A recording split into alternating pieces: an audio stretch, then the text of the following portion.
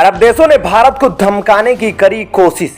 भारत को धमकाने चले अरब देश। भारत ने खेल दिया उल्टा पासा।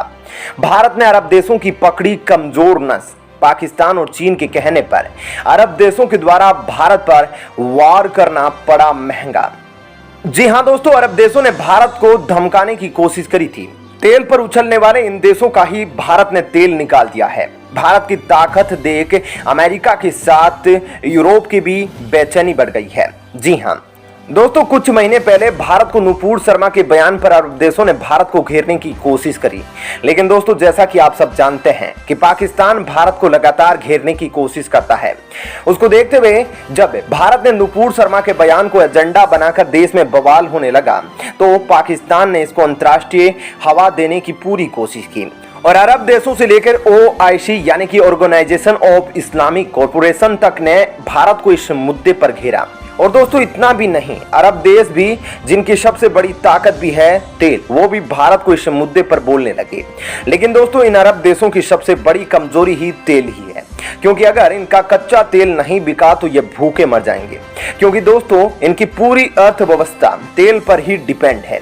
जिस झूठे प्रोपेगेंडा पर OIC ने भारत के खिलाफ प्रतिक्रिया दी, उससे इस संगठन के बौद्धिक और तकनीकी ताकत का अंदाजा हो जाता है।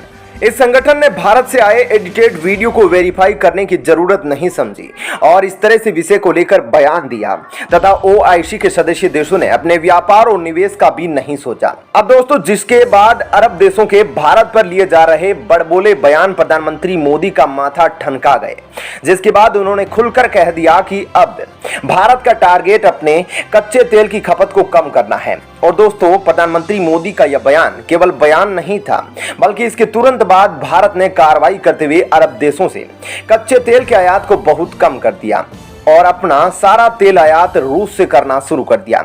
दोस्तों, जियोपॉलिटिक्स में यह बात बहुत जरूरी है कि किसी भी संसाधन के लिए किसी एक देश या एक संगठन पर आश्रित न रहे, क्योंकि जिस दिन उसको आप पर अटैक करना होगा, वह सबसे पहले आपकी मजबूरी पर ही अटैक करेगा।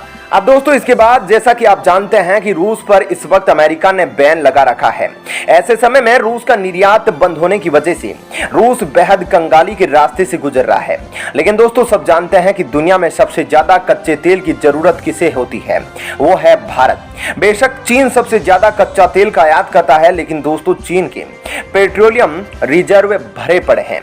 उसको अब इतनी जरूरत नहीं, क्योंकि वह अब ग्रीन एनर्जी की ओर लगातार जा रहा है।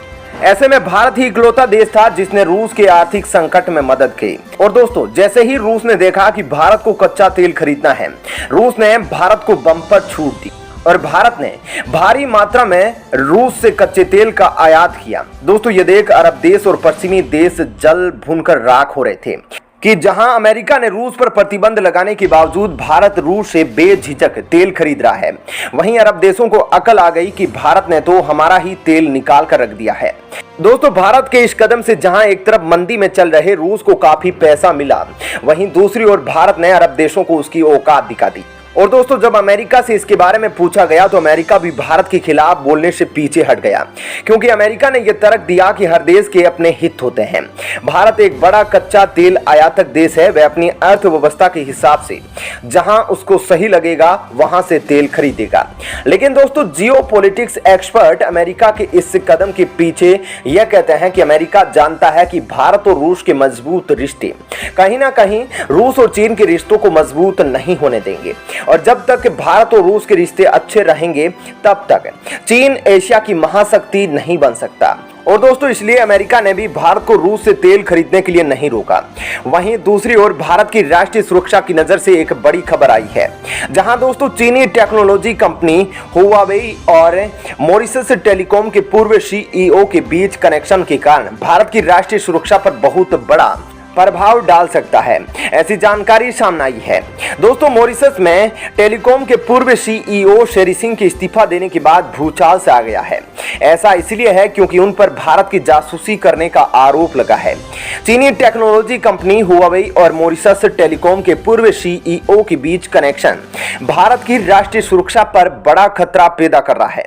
दोस्तों, इस देश में 7 साल से अधिक समय तक कंपनी का नेतृत्व करने के बाद पिछले महीने शेरी सिंह ने मॉरिशस की राष्ट्रीय दूरसंचार कंपनी के मुख्य कार्यकारी अधिकारी के पद से इस्तीफा देने के बाद अफवाहों का दौर शुरू हो गया है। एमटी कर्मचारियों को लिखे एक लेटर में सिंह ने कहा कि वह मूल्यों से समझौता करके सीईओ के रूप में काम करने में असमर्थ है। बताया जा रहा है कि उन्होंने मॉरिशस के प्रधानमंत्री प्रविंद जगन्नाथ के अनुरोध पर द्वीपीय देश में एक सर्वेक्षण करने वाली भारतीय टीम की यात्रा के बारे में जानकारी लीक की थी। उन्होंने दावा किया कि उनके पास इस्तीफा देने के अलावा कोई दूसरा चारा नहीं था। उन्होंने कहा कि जगन्नाथ ने उन्हें भारतीय टीम को स्नीपिंग डिवाइस स्थापित करने के उद्देश्य से एक सुविधा तक पहुंचने की अनुमति देने के लिए मजबूर किया था। सिंह के दावे ने भारत की भूमिका के बारे में अटकलों की हवा दी है, लेकिन जगन्नाथ सरकार की स्थिति पर स्पष्ट थी। इस मामले में मॉरिशस के प्रधानमंत्री ने न केवल भारत पर आरोप लगाने के लिए विपक्षी दलों को फटकार लगाई, बल्कि उन्होंने इस सुरक्षा मुद्दे पर भी प्रकाश डाला जिसका सामना द्वीप देश कर रहा था। मॉरिशस के प्रधानमंत्री जगन्नाथ ने एक बयान में कहा था कि उन्होंने इस सर्वेक्षण के लिए एक सक्षम टीम भेजने के लिए व्यक्तिगत रूप से प्रधानमंत्री नरेंद्र मोदी से संपर्क किया था। उन्होंने कहा, मॉरिशस में हमारे पास इस सर्वे के लिए टेक्नीशियन नहीं है, इसलिए हमने टेक्नीशियंस की इस भारतीय टीम के साथ जाना पसंद किया। इस मामले पर भारत की तरफ से भी बयान आया है। एक नियमित ब्रीफिंग में विदेश मंत्रालय के प्रवक्ता अरिंदम बागची ने कहा कि विवाद के बारे में प्रधानमंत्री जगन्नाथ का बयान भारत के दृष्टिकोण से काफी अच्छा था। दोस्तों, मैं आपको बता दूं कि शेरी सिंह के कार्यकाल में हुआवेई को कॉन्ट्रैक्ट के आवंटन का मुद्दा मॉरिशस सरकार और चीनी सरकार के बीच गठबंधन की ओर इशारा करता है। स्थानीय मीडिया रिपोर्ट के अनुसार एमटी के कुछ वरिष्ठ अधिकारियों ने कॉन्ट्रैक्ट के आवंटन के दौरान चीनी कंपनी की कुछ प्रक्रियाओं के बारे में गंभीर आपत्ति दर्ज की थी। जी हाँ दोस्तों, हुआवेई कंपनी भारत ही नहीं पूरी दुनिया में अपने जासूसी उपकरण के लिए बदनाम है। लेकिन दोस्तों, अगर यह सच हुआ तो भारत की राष्ट्रीय सुरक्षा के लिए बड़ा मुद्दा हो सकता है। दोस्तों, चीन की इस हुआवेई कंपनी के बारे में ऐसा कहा जाता है कि इसका मालिक और कोई नहीं बल्कि पूर्व चीनी मिलिट्री का कोई सीनियर अफसर है, जो वर्तमान में चाइना कम्युनिस्ट पार्टी का बहुत बड़ा नेता है। दोस्तों, इसी कारण से भारत ने जब 5G स्पेक्ट्रम के आवंटन के लिए बोली लगाने की प्रक्रिया शुरू की तो उससे पहले भारत ने उन सभी कंपनियों को सूचित कर दिया था जो बोली लगाने के लिए भारत में आ सकती थी। लेकिन दोस्तों, 5G स्पेक्ट्रम में दुनिया की सबसे बड़ी कंपनी हुआवेई तथा ZTE चाइनीज कंपनी को भारत ने नीलामी में ही बैन कर दिया और भारत ने अपनी राष्ट्रीय सुरक्षा को प्राथमिकता देते हुए यह किया। और दोस्तों, ऐसा नहीं है कि यह केवल भारत में है, अमेरिका में भी इसके आधे से ज्यादा बिजनेस पर कार्रवाई चल रही है, जहां हुआवेई कंपनी के मोबाइल नेटवर्क की लोकेशन अमेरिका के सैन्य दफ्तरों, CIA और FBI ऑफिस इन सब के 5 किलोमीटर के दायरे में है। और इसके बाद यह पुष्टि करी गई है कि इसमें ऐसे उपकरण लगे हैं जो 5 से 10 किलोमीटर तक के रेडियस में सभी आवाजों को रिकॉर्ड कर उसको ट्रांसलेट कर चीन भेज सकती है। और यह देख FBI ने अमेरिका में इस कंपनी के खिलाफ तगड़ी जांच खोल रखी है। हालांकि दोस्तों, बात रही भारत की, तो भारत अभी मॉरिशस वाले मुद्दे की जांच कर रहा है। दोस्तों, आपकी इस मुद्दे पर क्या राय है कमेंट सेक्शन में जरूर बताइएगा। साथ ही वीडियो को लाइक शेयर कीजिएगा। धन्यवाद।